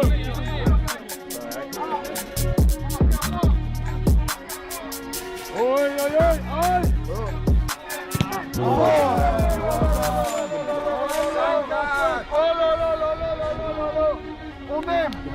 We like it, guys. All you gonna do is social media. You can if you want. I'm just saying a little bit better. Play on. We had the Premier League, bro. Hey! 1-0. Like.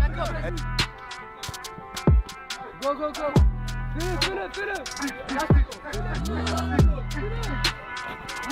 Play. 5. Hey, he's a good defender. Listen, he wants to go this way. Let's go. He's asking for a foul. No. He's asking for a foul. Hey. He's asking for a foul. Where?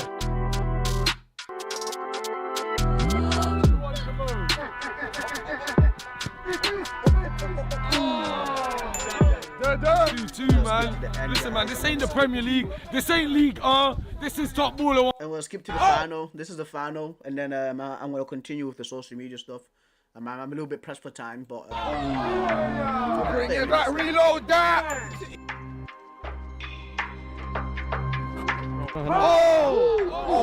what? Great. What's going on, Ruby lad? What's going on? 2-1. Let's go. What's going on, bro?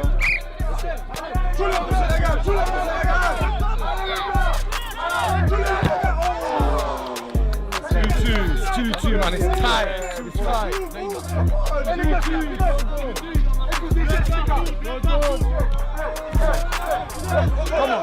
Come on.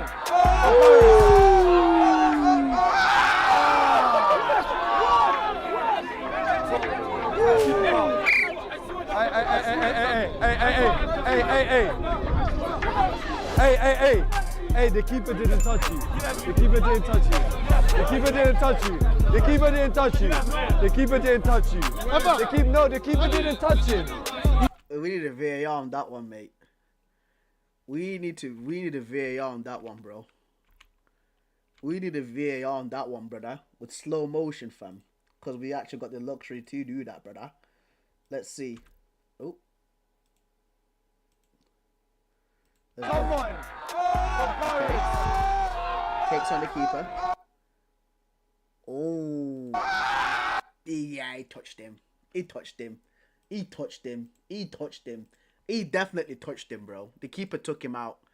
Yeah, the keeper cleaned him out. Yeah, the keeper got him. The keeper got him. The keeper got him. Even from that slow-mo there, the keeper definitely got him. Hey, the keeper didn't touch you. The keeper didn't touch you. The keeper touched him. The keeper didn't touch you. The keeper didn't touch you. The keeper touched him. Didn't touch you. The keeper didn't touch him. He dived. The keeper definitely touched him. He dived. Nah, the keeper definitely touched him, dude. Yes. 4-2. Nazir. If he stops him now, he wins. Let's go. Come on, you gotta score. Marca. Good goal. Good finish. Good finish. Nah, bro, the keeper touched him, man. The keeper clearly touched him, dude. He did some with David Coop.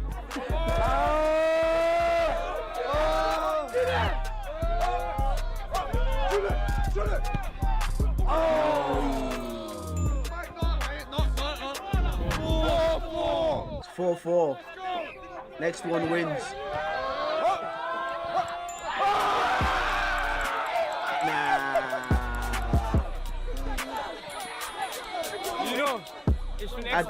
Listen, we need to go back to that one. Let's go. Come on, We you need to gotta go back score. to that one. Marca. He wins. Didn't touch him. Keeper didn't touch. We'll go back to that one, Valentino, bro.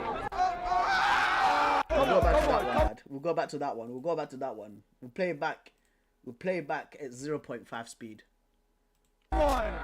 Look, so he's running. He's running, right?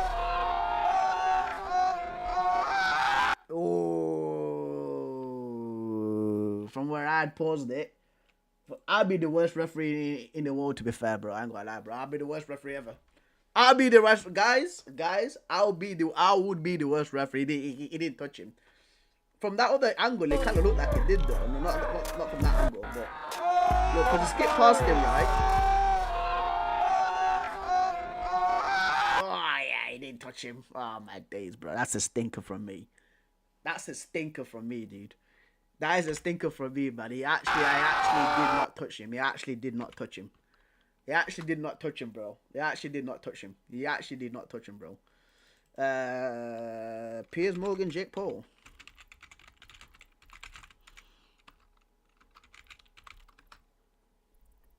Piers Morgan, Jake Paul.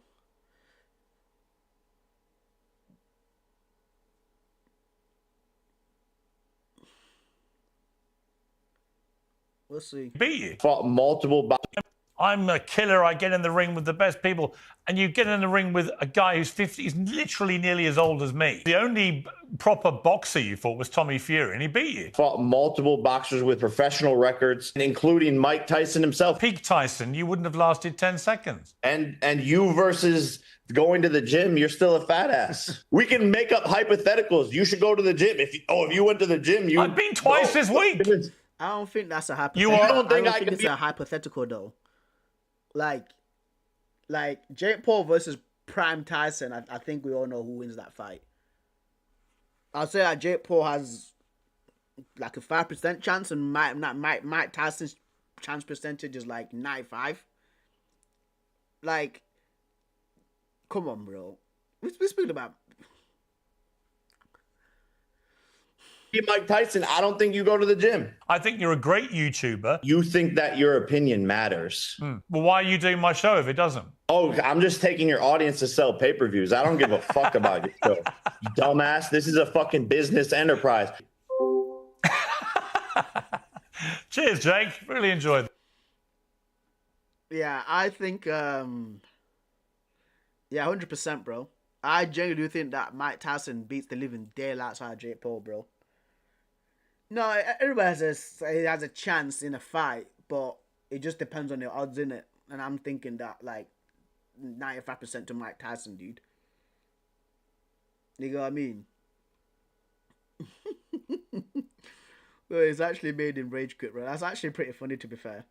That is actually pretty funny. That is actually pretty funny. That's actually jokes. That's actually jokes, man. Okay, okay. What did I want to do? Oh, yeah, UFC. Just before I do finish off, guys, I've got about 24 minutes left. So, UFC happened last night. Well, this morning. It was UFC 317, Topuria versus Oliveira, and it was Pantoja versus Kai Kara France. And you know what, guys? Like when I seen, right, let's 317 card, bro. Let's look at the card. Yeah, there's the card. So when I seen this card happen, when I see this card being put up, right, and seeing some of the fights that was going on and my predictions, how many losses does Mike Tyson before he went back in the ring?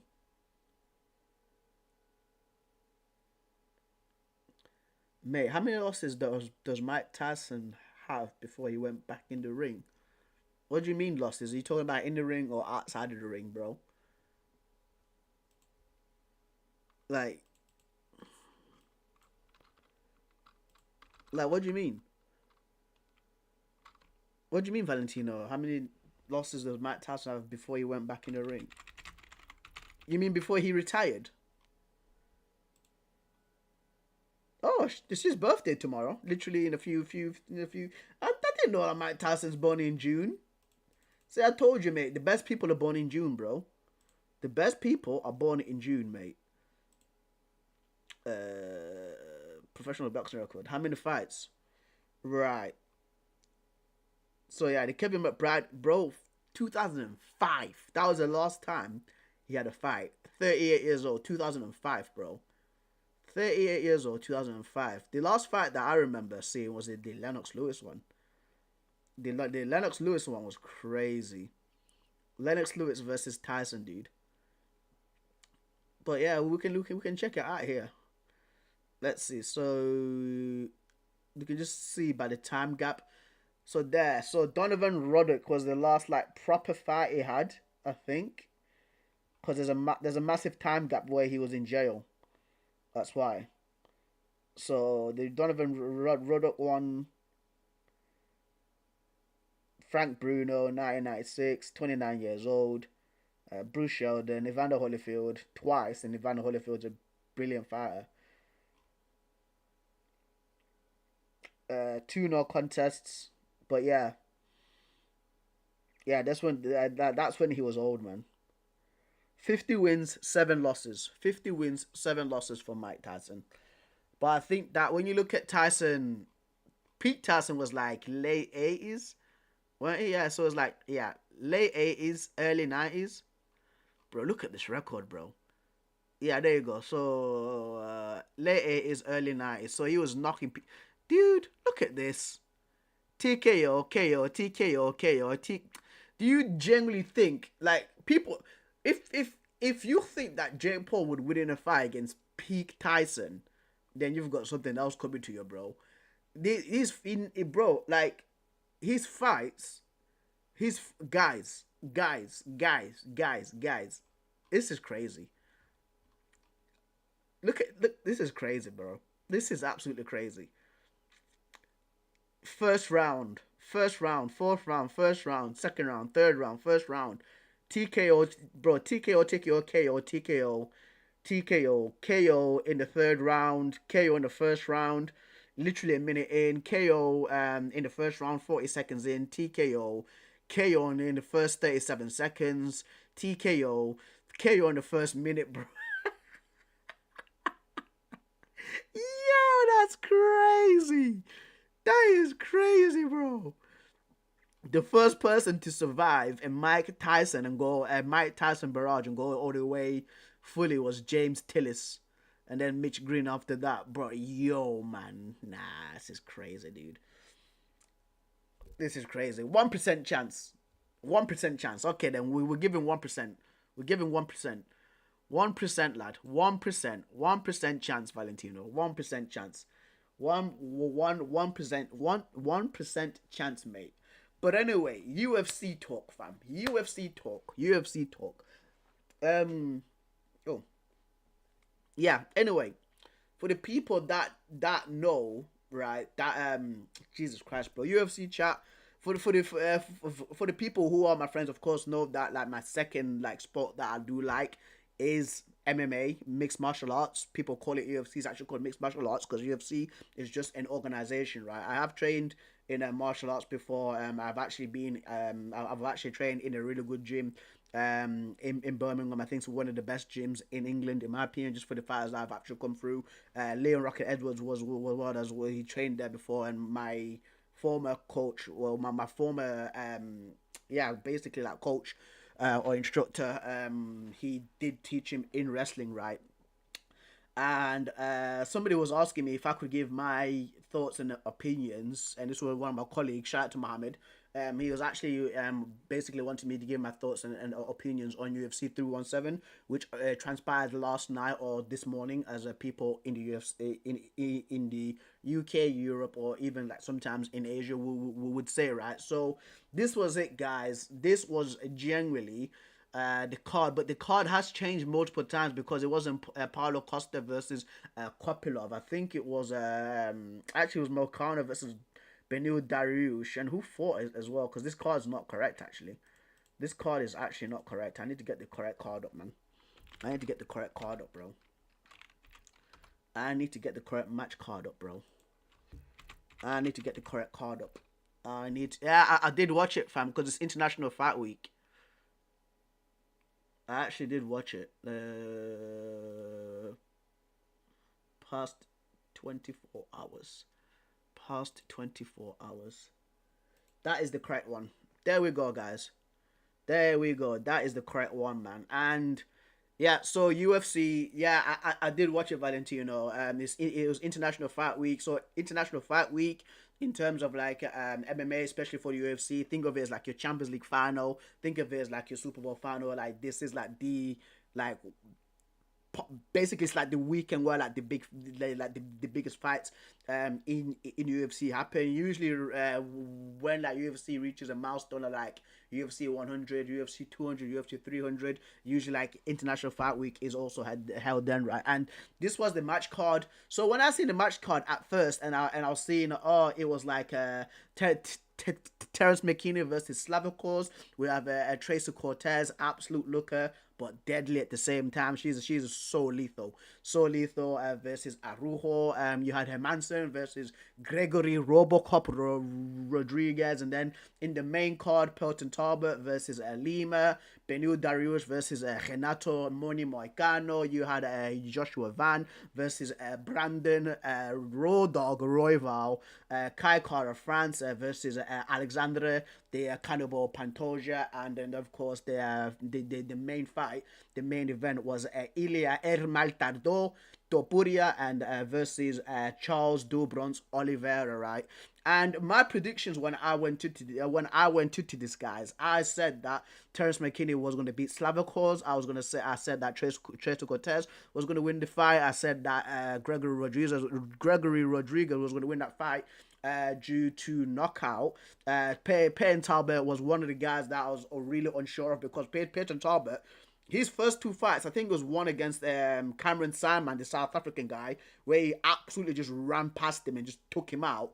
And there was another guy, I think it was like a Latin guy, who he KO'd like in a space of a minute. And then he fought some other, I think it was a Brazilian guy. I'm forgetting his name now. But he grappled him to hell. And I think to myself, like, Payne Talbot here might have to just calm down a little bit. Just do not rush him because he has got a good skill set. People are making fun of him with this whole Frank Ocean stuff. I don't know what that is, bro. I don't know where that came from, fam. But every single time I see it's like, oh, are you gonna make Frank Ocean happy? I was like, where is this coming from? Where is this coming from, right? But anyway, so Payne Talbot yesterday, in my opinion, really improved, bro. Especially on his grappling. Like, his grappling yesterday was nuts, dude. Like, for him to lose like that in January and to bounce back like that, where he was in his previous fight, where he's getting repeatedly taken down, but this time stuffing all the takedowns. Unreal, absolutely unreal. I'm looking forward to see what this guy does in the bantamweight division. But listen, the champion of that bantamweight division right now, Merab Dvalishvili, dude. This Georgian warrior, this Georgian machine, dude. Like, I think for somebody to beat Dvalishvili, honestly, they have to overcome that cardio problem. Like, Merab's cardio is, for me, I think that's the greatest cardio I've ever seen in the UFC, bro. 5 rounds, 25 minutes, like high level fighting, and the guy doesn't even seem like he's tired. He could literally go on for like 10 more rounds, dude. Like Merab in that bantamweight division is gonna be an absolute issue, bro. Absolute issue.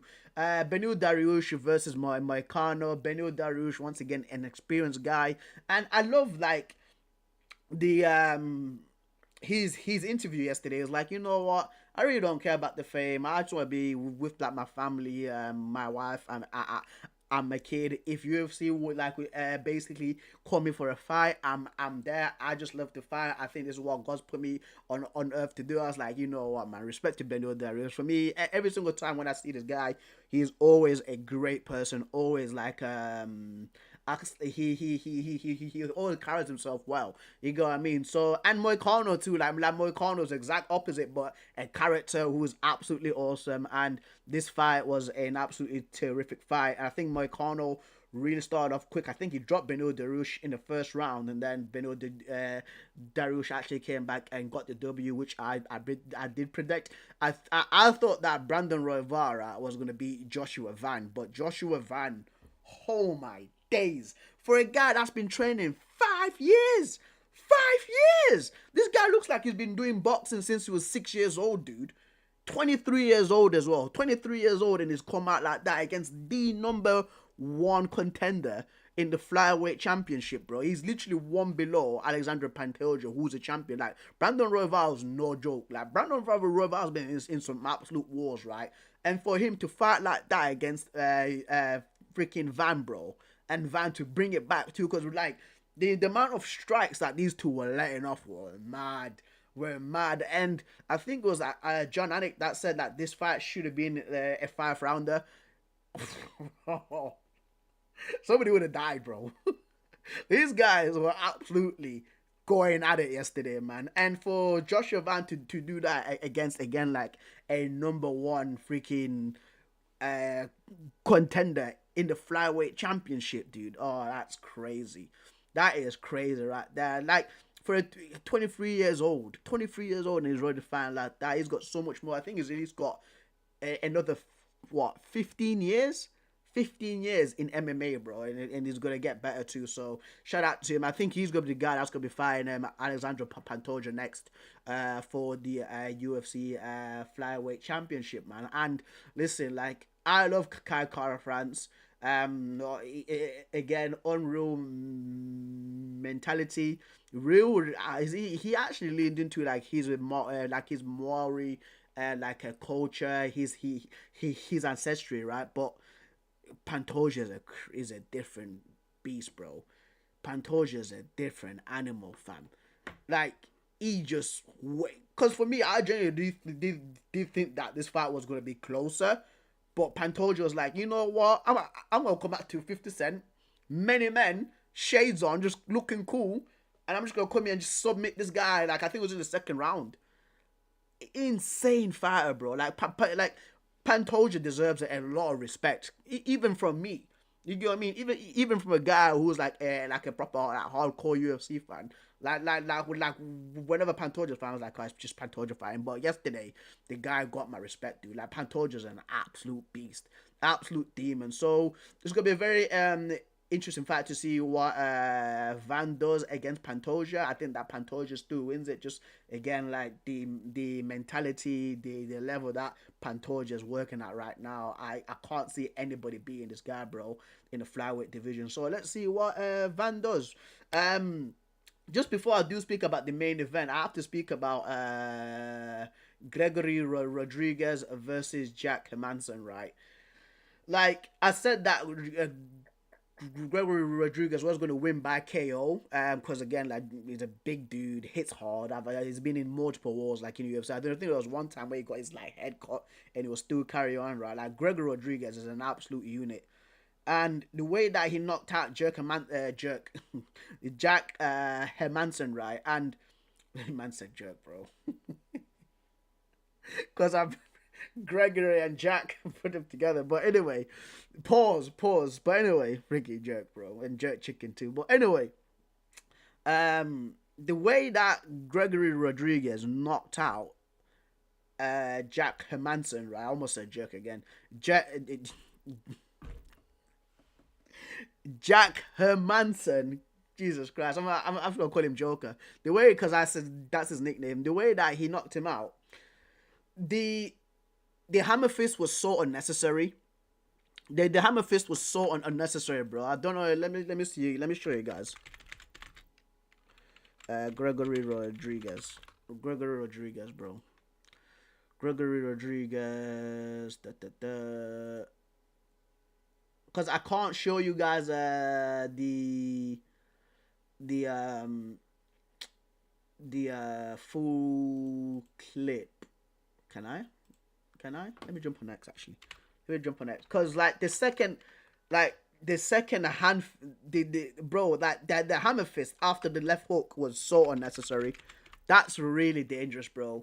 That is really dangerous from it. And take it from a friend right now, and take it from somebody whose friend is going through I really don't want to speak about it, because it just makes me sad, because right now when I see these kinds of things, I genuinely don't want it happening to other people. But this here, so he's dropped him, guys, right, with the left hook. So he's dropped him already. He's already knocked out. He's already there, knocked out. You already see if he's like that, he's already knocked out, right? And this there was so unnecessary to come in with the hammer fist like that and hit him. That's so dangerous. That is so dangerous. Like the UFC had to do extensive checks on him, on Jack Hermansson, just for him to make sure that he can actually leave healthy, bro.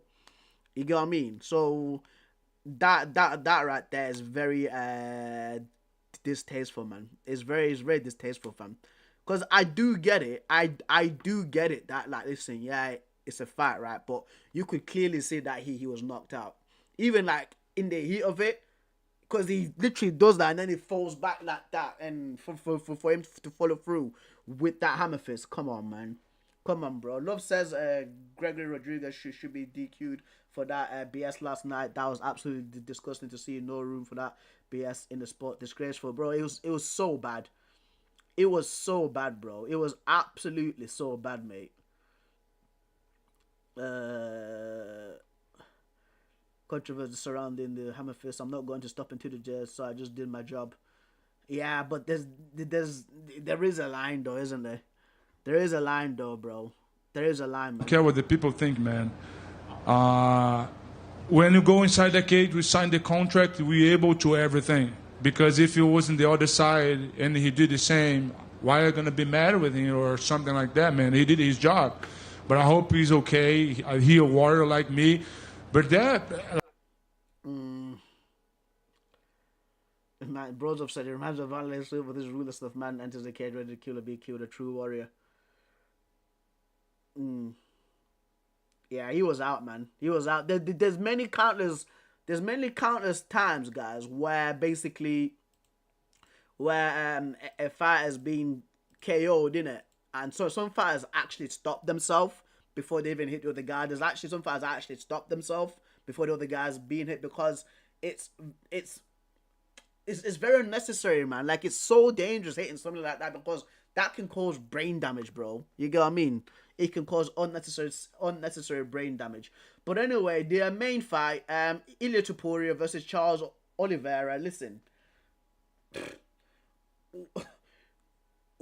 Am I surprised? I love Charles Oliveira, bro. That Doe Bronx is an absolute legend in MMA. 30, bro, more than 30 fights in MMA, guys. More than 30 fights, right? But when you look at the way that he gets hit and the previous fights that he's been involved in, like the amount of like wars Doe Bronx has been involved in, right? And when you look at how Ilia Topuria hits, it's for me, it's very simple to make that equation for it to be a knockout finish for Ilia Topuria, because if you put two and together, like the way that Topuria hits and the amount of times that Charles Oliveira hits, is ending in a freaking KO, and this is going to be for Topuria, bro. Like Ilia Topuria for me is one of the hardest hitting like players, guys. I think still think of football. Is one of the hardest hitting like fighters I've seen. A guy, he's the same height as me. I think it's about around like 5'6", 5'7", and the way that he hits the guys, he's took out Volkanovski. He's knocked out. I think that's the first time ever Max Holloway has been knocked out, bro. You get what I mean? And he's doing this right, and he's done that to a Charles Oliveira. And people will say, "Oh, he's evil," stuff like that. Like when you've got the skill set that Ilia Topuria has, and the self-belief and the self-belief that he has, bro. Whoa, bro. Like, the guy's insane, dude. The guy's actually insane, fam. I remember somebody like a few months ago when he relinquished his featherweight belt. Somebody like said like he's actually relinquished his featherweight belt to move up a weight. This guy's an absolute maniac, bro. Like Topuria is that guy, bro. He's a special fighter. Special fighter, dude. Like, come on, bro. He's literally, and people might say, "Oh, you're going crazy, Preston. You're taking it too far." But Topuria is literally on like a John Jones, Conor McGregor type of run, where, like, especially on that John Jones side, where you remember when John Jones was coming up and he was like 21, 22 years old, where he was beating like former champions and elite fighters. That's Topuria right now. This guy in his last 3 fights, guys, is being like former like elite champions. Like Volkanovski and Max Holloway are considered like the greatest featherweights ever in UFC. Charles Oliveira, like one of the best fighters. I'm pretty sure he's got the highest submission finishes. I'm pretty sure it's him. Right? But for Topuria to do that, man, mad, absolutely mad. And there was this whole thing with that Paddy Pimblett like coming into the cage and him squaring up. I think that he beats Paddy Pimblett. I think that there's 2 guys that can let's look at the UFC featherweight. Keep saying featherweight because I keep thinking he's in there. Let's look at the rankings. I wanna look at the well, it's Topuria now, but I wanna look at the rankings. I would say Arman Sarukian and Islam are the 2 guys to actually beat Topuria, man. I think that Topuria beats Gagey for how many times that he gets it, and even like Max Holloway like knocked out Gagey, and if Max Holloway knocks out Gagey like that, I genuinely do think that Topuria actually knocks out Justin Gagey. I genuinely do think so. He's beat Max Holloway. I think he beats Dustin Poirier, and Dustin Poirier, of course, is fighting Max Holloway for the BMF belt. That's gonna be his last fight, so there's no way that fight's happening unless if Dustin Poirier decides not to retire. I do think that he beats Dan Hooker. I think he beats Matush Gamrot. He beats Paddy Pimblett. I think that he beats Benil Dariush as well, man. Fiziev maybe can stand a chance with the whole striking. But Moicano, I think he beats Chandler, Grant Dawson, Benilson. Yeah, bro. Topuria is an absolute beast, bro. This guy's an animal, fam. Crazy knockout power. Bro. For him to go through like Jai Herbert, freaking Josh Emmett, Bryce Mitchell, Volk, Holloway, Charles Oliveira. These 6 fights, guys. Dominant fights as well. Dominant fights, bro. Unreal fighter. But it's looking like it might be Paddy Pimblett that is next to face Ilia Topuria, because maybe they're gonna make that fight just due to how much buzz and like hype it's got compared to like Arman Sarukian and like Islam. Islam's moved up to welterweight anyway, so He's gonna be fighting Jack Della Maddalena sometime in like late 2025. Pantoja, I said that as a fighting Van, and then the next one, Peyton Talbot.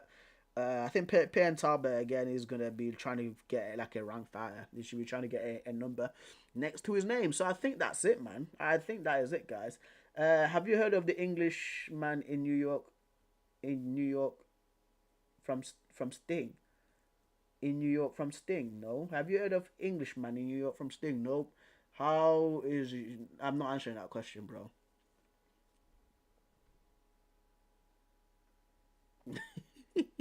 Guys are asking me hella stuff, but guys, I'm gonna have to end it there. What a show it's been. Thank you so much for the people that have tuned in. If you're watching this on the VOD, thank you so much. It actually means a lot. If you guys want me to react to anything for tomorrow, for the social media streams, you know what to do.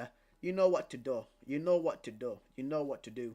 Follow me on any of these sites. Follow me on sites, social media.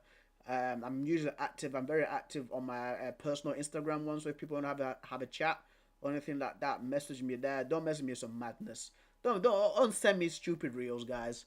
Please don't send me stupid reels like how Valentino sends me reels, bro. Don't send me any stupid reels like how Valentino sends me some pointless ones. Okay, if you've got something funny, send it my way, bro.